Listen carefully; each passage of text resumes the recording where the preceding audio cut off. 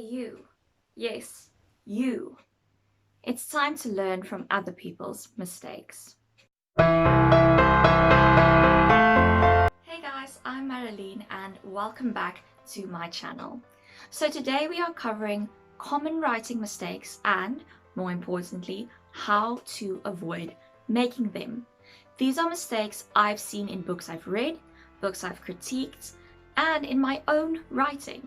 So do yourself a favor, listen to these tips and you can learn the lessons the easy way and not the hard way by making them first. Mistake number one is an ending or beginning that is disjointed from the rest of your novel. A tidbit of writing advice that gets thrown around quite a lot is that you have to make sure that your first line and your last line stand out, that they are shocking, that they attract attention. This is good advice, but I think it underestimates the attention span of readers. You don't have to hook your reader with the very first sentence. They have an attention span of at least a few pages before they're going to decide, okay, no, this book is boring. So what often happens is that people take this advice too far and they have a first line or a last line that is in a completely different style than the rest of the book, and it doesn't really have anything to do with that particular book. So in terms of an ending, this is especially confusing for a reader because you've read this whole book and you like where it's going, otherwise you probably wouldn't have stayed there until the end. And then the last sentence is this weird, out of this world, shocking sentence because you felt like you had to do that. It's just weird. You can really stop doing this. Chill about your first line. What's important is introducing your readers to the story at the beginning. So with your first few pages, make sure that you show your readers what the story is about. Throw in a few tidbits about where the story is going, the style you're going to be using, the theme, and give them a character to root for. You don't have to give them a first sentence that's going to be bam, slap in your face. It's not necessary. And same thing with the ending. Make sure you have a good ending for the last chapter or the last few pages. It doesn't have to be, a slap in the face final sentence. It's okay. You can just do it in the last few pages. You can just write a good ending. Write a good beginning. It doesn't have to be this absolute epiphany that you're putting into this last sentence. Everyone's going to be gasping. No, they're probably just going to be rolling their eyes and be like, what did I just read? If you want to learn more about why this is a mistake and how to fix it, I would really recommend getting this book. Read this if you want to be a great writer by Ross Raisin. It is really an amazing writing advice book, and it really opened my eyes to the amount of really disjointed beginning and ending lines I've seen in novels. The second common mistake is a token, diverse, or representative character. I know one character can't be diverse, but bear with me, words are hard. If you will feel offended about a white cishet person talking about representation, feel free to skip this point and go to number 3. So a lot of people try to jump on the representation bandwagon. They decide, okay, it's going to get me PC points. People are going to want to read this if I put in a LGBTQ plus character or a person of color in my book, maybe someone with a disability. And then that is the only characteristic of that character. That character is basically a piece of cardboard with a little pin on it saying LGBT. That's it. They don't have any other defining traits. They are a walking, talking stereotype with no real purpose to the plot. Maybe they're a tertiary character you see once throughout the story and you're like, ooh, representation. No, like, I feel that token representation is worse than no representation. That's just my opinion. You may differ from me. If you're going to do representation, if you really want to do it and you want to do it right, make a well-developed character that has a point in the story. Your lesbian or gay character doesn't have to be just that. They can be a round character with their own interests, their own unique appearance, their own traits, with a point to play in the story. They're not just, oh look, I'm gay. No, that's not how representation works. The same way you would use your other characters, you would create a character profile for them, hopefully, and develop them, use them for your story, have them there for a reason. Your characters of color or disabled characters should be the same. You should put the same amount of development and uniqueness into them as you do into any other character you may have. If you are not of that group and you feel uncomfortable writing that type of character, then you don't have to. There's a lot of controversy about this, a lot of different opinions.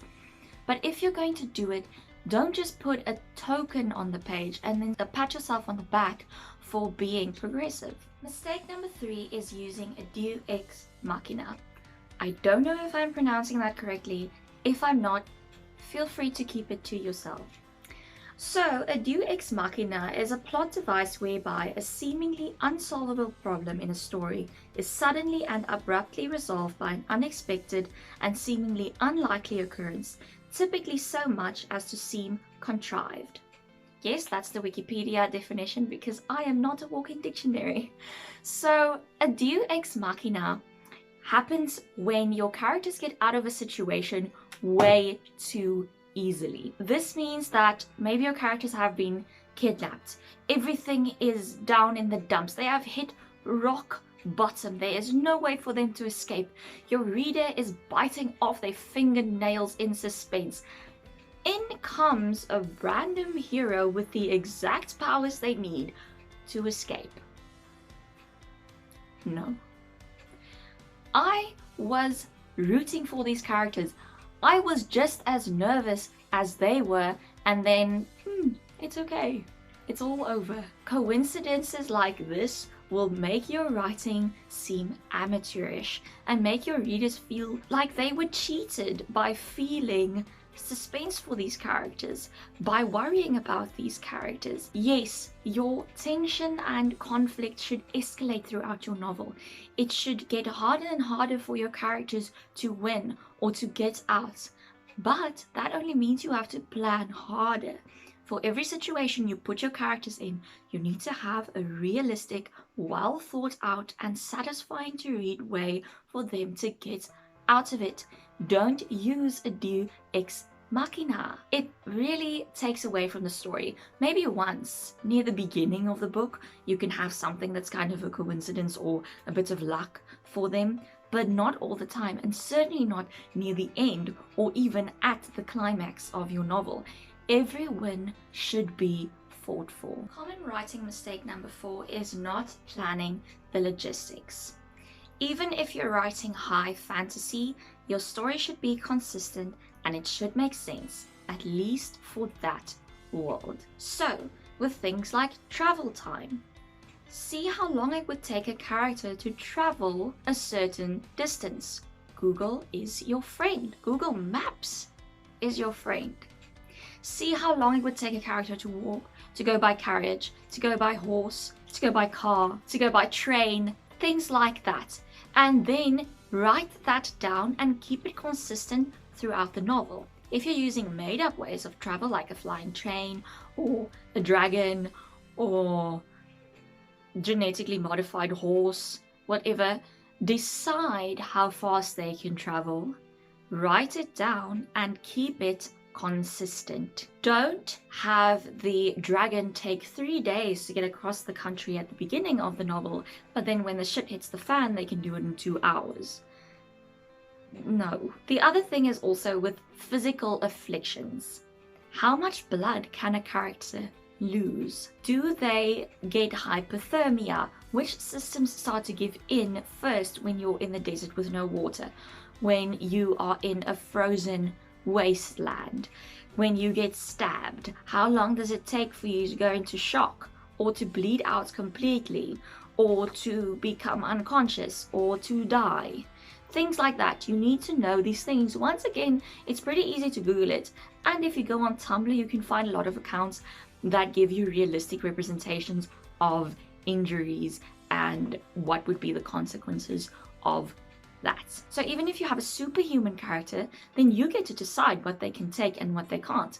But then you have to keep it consistent. Your like really butch werewolf character can't be fine when their guts are hanging out, but at the beginning of the novel they had a tiny stab wound to their arm and they were dying. It has to be consistent even if it's made up. And please research how long people can hold their breath underwater. Please. What is also important is not to go down the rabbit hole of research, which is easier said than done. So just research what you need for that particular moment, or you can even put in a placeholder, and then when you go back for your second draft, you can go search that. So maybe that's brackets that just says travel distance, and then you can go figure it out later. But please just keep it consistent and research it, because otherwise the suspension of disbelief is just too much and your readers won't really feel connected to the story because it's going to seem unrealistic to them. The final common mistake is an exposition dump. So you've spent all this time coming up with a world with long-lost magical creatures and a cult-like religion. You know what the people drink, what they wear, how they talk, specific words, origins. You've planned it out. You think it's awesome and now you want to share every single detail of it with your readers. Don't. I'm not strictly into the advice that only what is relevant to the plot should be included in a book.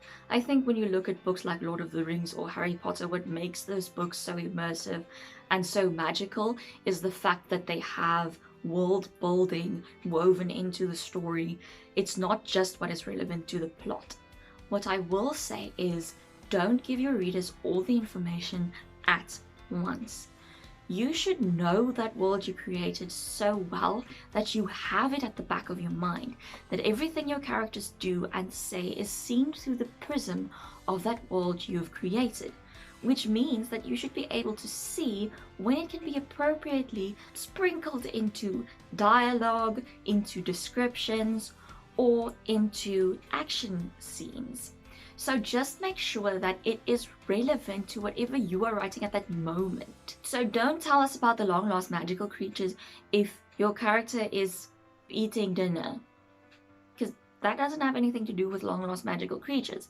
But if they are at a museum and they see a mural about long-lost magical characters, give us a sentence or two about the long-lost magical creatures. So just sprinkle it through. Don't give us 5 pages of this is the world, this is the entire history.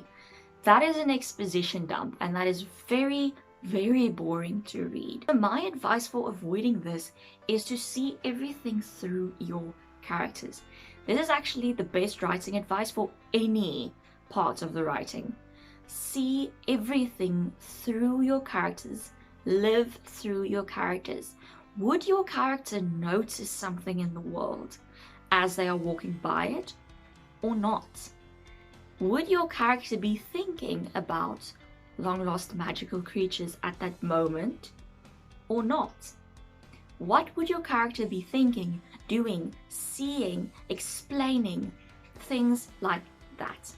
So please don't give us paragraphs and paragraphs of just descriptions and world building and backstory. That's an exposition dump, and it is a pretty clear sign to anyone who knows anything about literature that you haven't really edited your novel well enough and you haven't paid attention to pacing and keeping your readers' attention throughout the novel. So that's all the ranting I have for you for today. I'm sorry if this video got a little dark throughout. There's a storm moving in, so the clouds are kind of starting to block my natural light, but I'll try to edit it a little brighter. If you like this video, please be sure to give it a like and a share. Comment if there are any writing tip videos that you would like to request. If you want content like this every week, then you have to hit that subscribe button. If you want an email notification to your inbox as soon as I upload, then you also have to ring that little bell down there. You can find me on my website, Instagram, Facebook, Tumblr, and Twitter. All the links are listed below, and I'll see you guys next week. Bye!